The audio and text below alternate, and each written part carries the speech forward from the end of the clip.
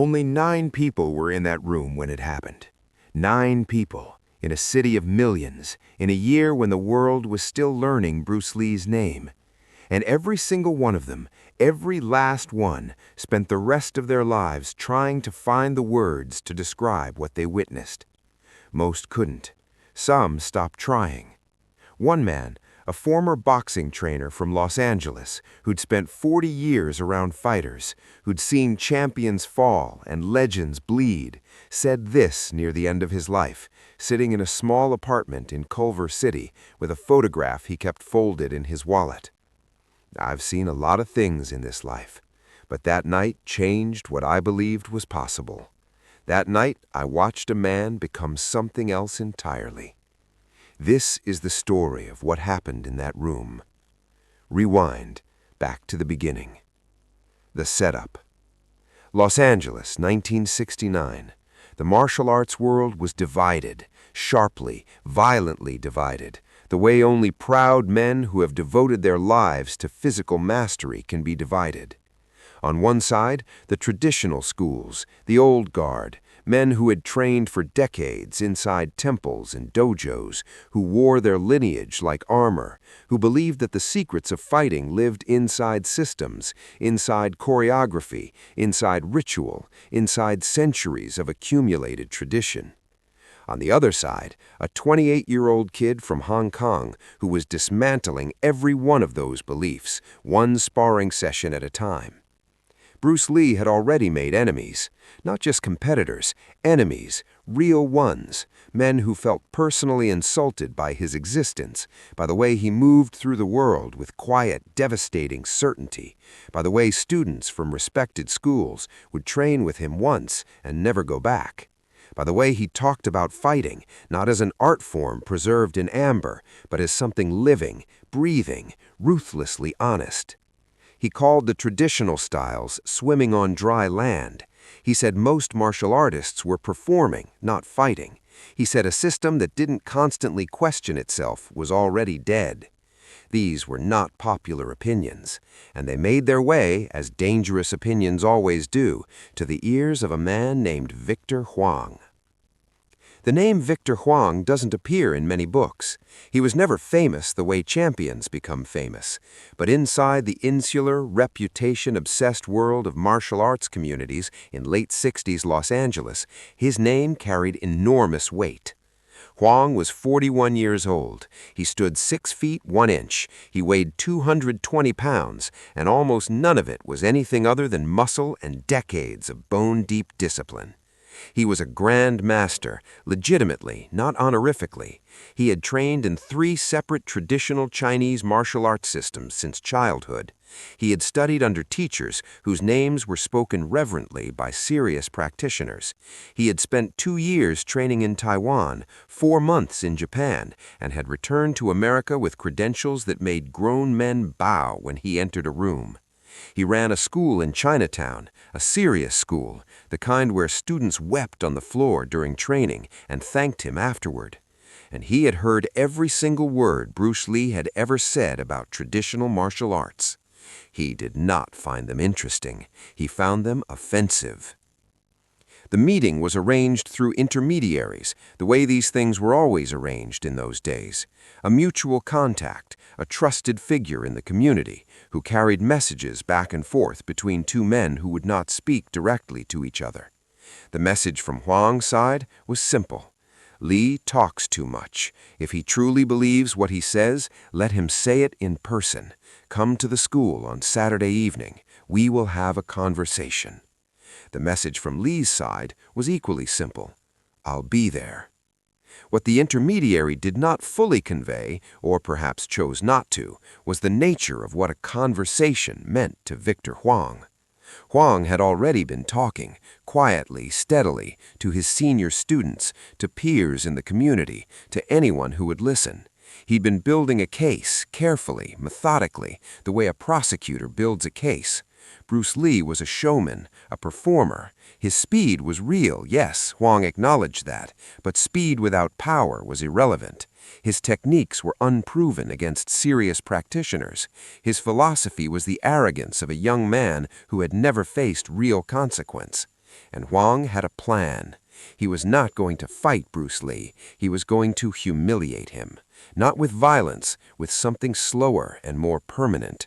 He was going to stand in front of Lee, in front of witnesses, and refuse to engage, refuse to treat him as an equal, dismiss him publicly with the full weight of his reputation and seniority, and let the refusal itself be the statement. You are not worth my time. It was, he believed, the most devastating thing he could do. He was wrong. Saturday arrived gray and close, the way Los Angeles winter evenings sometimes do, the sun gone by 5, the air carrying that particular stillness that feels like held breath.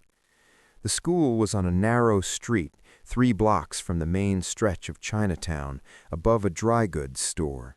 You reached it by climbing a wooden staircase that announced your arrival with every step. The main training floor was large, 40 feet by 30, with wooden floors worn smooth by years of practice, mirrors along one wall, and the smell of liniment and cedar. There were 9 people present. Huang had chosen them deliberately, not a crowd, a jury. 4 of his senior students, men who had trained under him for years, 2 peers from other schools he respected, a visiting instructor from San Francisco whose opinion mattered to him, and the intermediary who had arranged the meeting. No one was there by accident. Bruce Lee arrived at 6:47 in the evening. He came alone. He was wearing dark slacks and a plain jacket, no ceremonial clothing, no display. He looked, to someone who didn't know who he was, like a young man arriving for a business meeting. He was 28 years old. He weighed, at that time, approximately 135 pounds. Huang did not rise when he entered. He sat on a wooden bench against the far wall, arms folded, expression fixed in something between contempt and boredom. His students stood. Some of them were smiling. The intermediary made brief introductions. Lee nodded. He surveyed the room, not nervously, not theatrically. He simply looked, the way a craftsman looks at a workspace, cataloging it. Then he looked at Huang, and he waited. Huang let the silence stretch. 15 seconds, 20. In rooms like this, silence is a weapon, and he wielded it with the confidence of long practice. Then he spoke, not to Lee, to the room, in Cantonese first, then in English, making certain the message was unmistakable. He said the boy's ideas were known to him, his ideas about traditional martial arts, his contempt for systems that had survived centuries, his belief that he had somehow, in 28 years, discovered truths that had escaped generations of masters. He paused. He looked at Lee directly for the first time. He said, "I do not debate with students, and I do not fight entertainers." The room was completely still. One of his senior students let out a short exhale that was almost a laugh. The visiting instructor from San Francisco kept his face neutral, but his eyes moved to Bruce Lee with sudden sharpness. He was paying attention now in a different way, because Bruce Lee had not reacted. Not a flinch, not a tightening of the jaw, not a flicker of anything across his face. He just looked at Huang with those dark, completely still eyes. And then, very quietly, he said, "You've already decided what I am. That's your disadvantage." 3 seconds passed. Huang uncrossed his arms. It was a small movement, almost nothing, but the visiting instructor from San Francisco caught it, and he remembered it specifically when he told this story years later, because it was the first crack, the first suggestion that Huang had expected something other than this, a display of emotion, defensiveness, youth. Not this. Not stillness, not patience, not the absolute unhurried certainty of a man who had nothing to prove and knew it. Huang stood. He was a full head taller than Lee. The difference in their physical presence was stark, the kind of difference that in ordinary rooms, between ordinary people, settles arguments before they begin. He said, "You want to teach me something?" Lee said, "No, you want to teach me something. That's why you invited me here. I came to learn what you believe." Another silence. Then Huang said, gesturing toward the training floor, "Then show me." And the night changed. What Huang intended, and this is important because the intention reveals everything, was not a fight. He intended a demonstration, a technical exchange. He would invite Li to show him something, and he would receive it with the unmovable solidity of a man who has been struck by serious practitioners for 30 years. He would absorb whatever Li offered. He would make it look ordinary. And then he would explain, calmly, why it was ordinary, why it was insufficient, why a 135-pound man, regardless of his speed, could not move someone like Victor Huang. The physics, he believed, were simply not on Li's side. He stepped to the center of the floor, stood in a relaxed, open stance, dropped his hands slightly, a dare dressed as invitation. His students arranged themselves along the walls. The intermediary moved to the side. The intermediary stood near the staircase. Li removed his jacket, folded it, set it on the bench. He walked to the center of the floor. He stood perhaps 6 feet from Huang, looked at him, looked at his posture, his weight distribution, his hands, his feet. Then he said, "What would you like to see?" Huang said, "Convince me your speed means anything." Li almost smiled. Not quite. He said, "All right, watch your center." And then, before the sentence had fully registered, he moved. Later, the men in that room would struggle with the same problem. Not the memory. The memory was perfectly clear, burned into each of them with the kind of precision that only shock produces. The problem was sequence. The problem was that what happened next happened so far outside the boundaries of what they believed possible that their minds, in the moment, refused to process it in order. They remembered the result before they remembered the action. They remembered Huang moving backward before they remembered Li moving forward.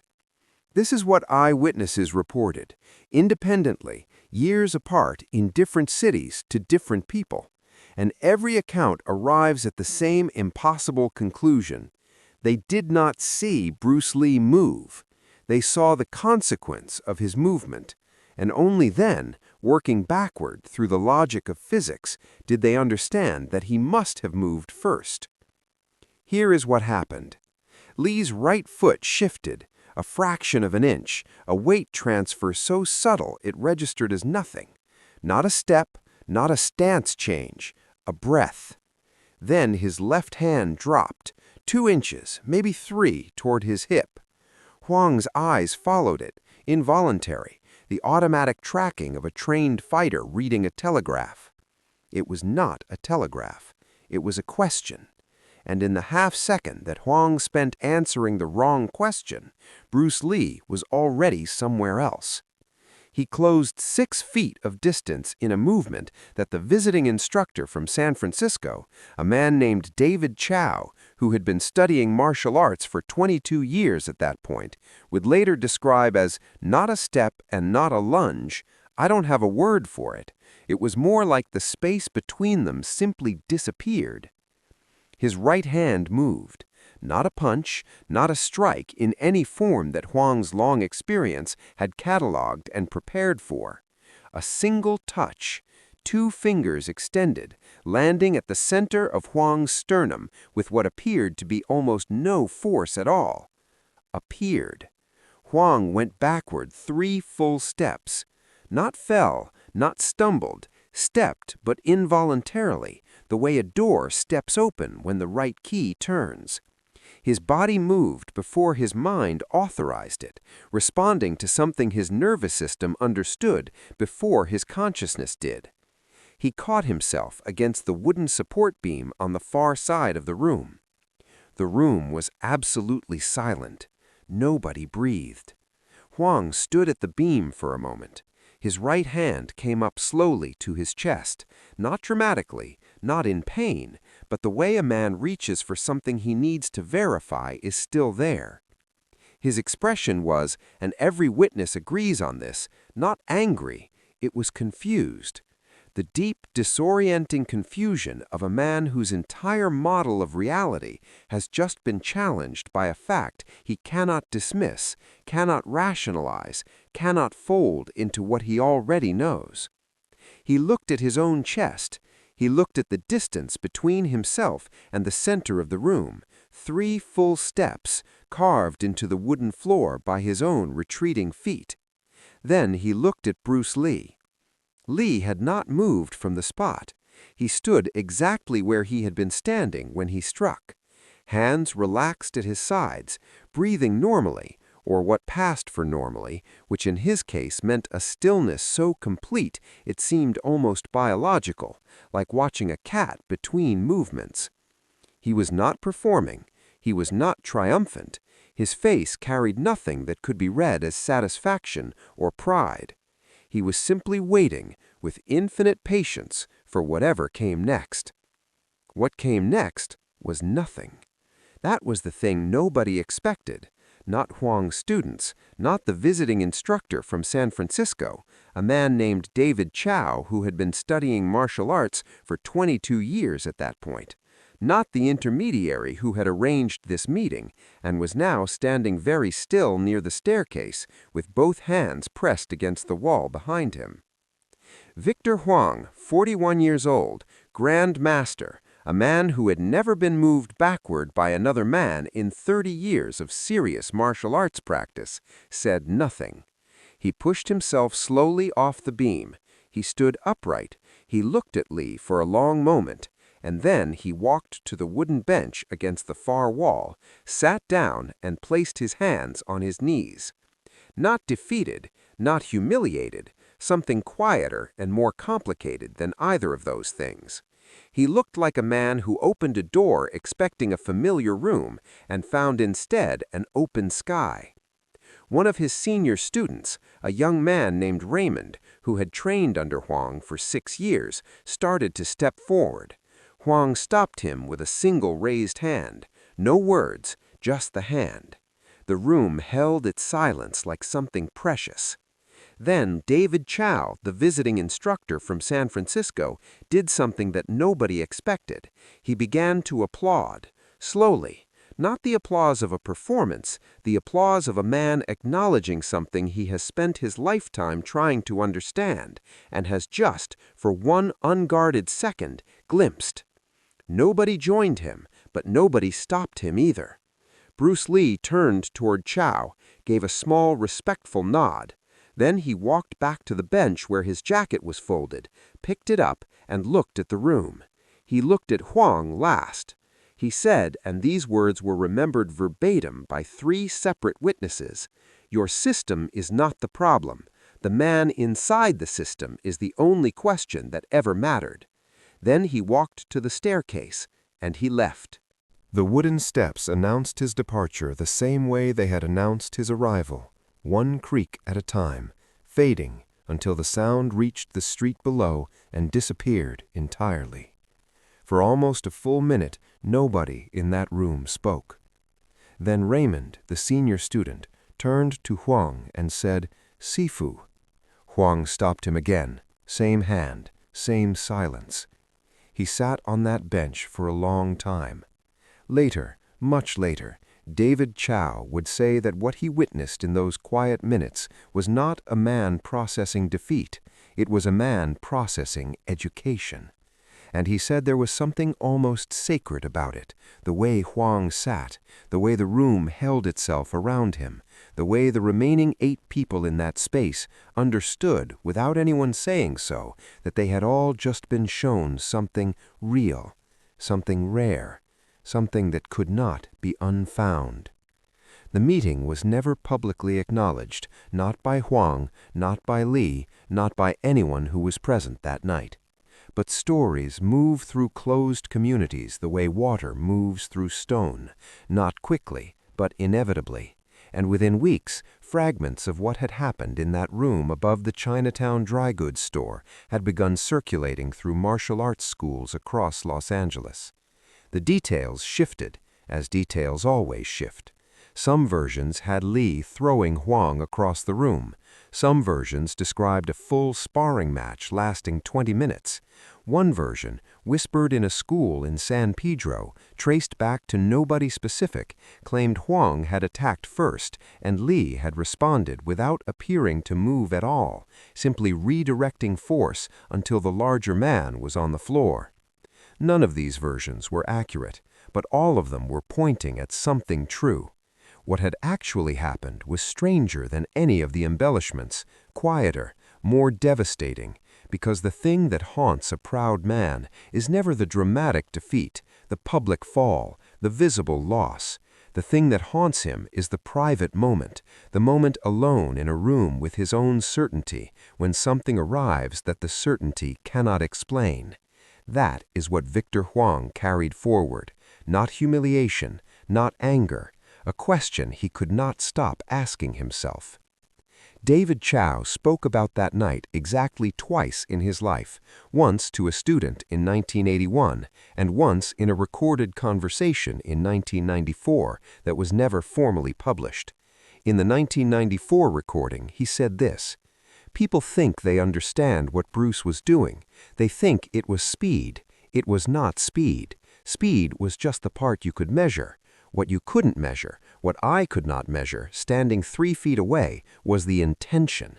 There was no gap between what he decided and what happened. None. Most fighters have a moment between the thought and the action. He didn't have that moment. He had removed it. Years of work removing that one moment, and in that room, against a man twice his size, that missing moment was everything." He paused in the recording. Then he said, "I've thought about that night for 25 years. I think about it still." Bruce Lee never spoke about this confrontation, not in any recorded interview, not in his private notes, at least none that have been made public. But the philosophy he was living that night, the idea he walked into that room already embodying, was something he wrote about constantly, obsessively in the journals and letters that have survived him. He wrote about the trap of the system, the way a method, any method, eventually becomes a cage disguised as a home, the way practitioners fall in love with the container and forget what the container was supposed to hold. He wrote, "Use no way as way." He wrote about size and strength as psychological weapons before they are ever physical ones, that the greatest damage a large man does to a smaller opponent happens before contact, in the smaller man's own mind, in the moment he decides the physics are against him and stops thinking clearly. Lee had somewhere in his years of training and thinking and obsessive experimentation simply stopped accepting that premise.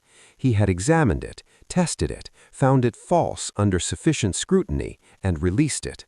Not dramatically, not with a proclamation. He just stopped being afraid of the mathematics that were supposed to defeat him.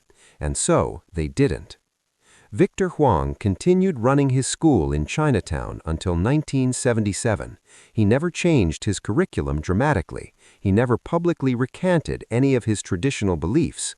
But former students who trained under him in the years after that Saturday evening described something different in him, not lesser, different. A kind of searching quality that hadn't been there before. A willingness to ask questions he had previously treated as already answered. One former student said he started letting us ask why. Before, the answer to why was always because this is the way. After a certain point, I never knew exactly when, the answer became, let's find out. That is not nothing. That is in fact everything. 9 people were in that room. 9 people watched a 135-pound man touch a grand master with 2 fingers and move him backward 3 steps without visible effort. The footage was never filmed. The meeting was never recorded. The story exists only in memories and in the fragments those memories scattered into the world over the following decades. But this is what those 9 people understood, standing in that silent wooden room above a Chinatown street in the gray Los Angeles evening. Size is a story you tell yourself. Strength is a story. Age is a story. Tradition is a story. The only thing that is not a story, the only thing that cuts through every story like a blade through still water, is the truth of what you actually are when the distance closes and the room goes quiet and there is nothing left between you and the moment except the quality of your preparation and the honesty of your understanding. Bruce Lee walked into that room carrying nothing but that truth, and he walked out, leaving it behind him, permanent, embedded in the wood and silence of a place where 9 people learned something they spent the rest of their lives trying to explain. They couldn't. Because some things don't live in words. They live in that fraction of a second before the strike lands, when everything that has ever been trained and tested and forged in solitude arrives all at once at a single point. And the point is perfect, and the room goes still, and the legend is made. Not in the newspapers, not in the stadiums, not in the films, but here, in the small and private dark, witnessed by almost nobody, remembered by everyone who was there. That is where Bruce Lee lived, right there, in that impossible, unmeasurable, unrepeatable instant. And no champion who ever tried to ignore him, to dismiss him, to refuse him, to stand large and certain against his smallness, walked away from that instant unchanged. Not one. If this story moved you, if you felt that shift in your chest when the room goes quiet, then you already understand what Bruce Lee spent his life trying to teach. Subscribe, because the next story goes even deeper, and the next room is even smaller, and the witnesses even fewer, and what happens inside it will stay with you.